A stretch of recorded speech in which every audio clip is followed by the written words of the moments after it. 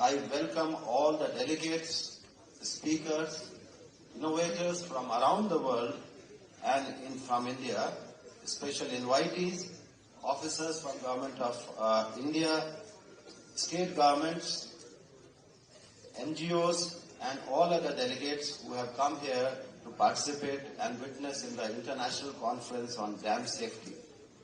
I also welcome the media, police and security personnel, volunteers, and who all have contributed to this event. Just to set the context, dams are the temples of modern India, a term coined by India's first Prime Minister, Shri Jawaharlal Nehru, during the construction of Bhakra Nangal Dam in the 1950s. We all know that dams are a critical part of national infrastructure, providing essential services like water supply, clean and renewable hydropower. The dams control water flow, prevent the occurrence of floods and also the droughts.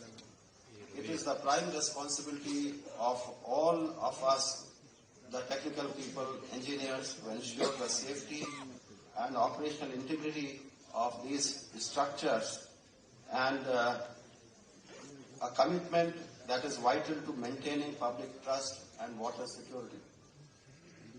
The context of dam safety is continuously evolving. Many dams are aging, some of them are even 100-year-old, and new challenges like climate change, seismic risks, technological advancements require a modern, specialized approach to their management. Safety aspects of dams cannot be compromised.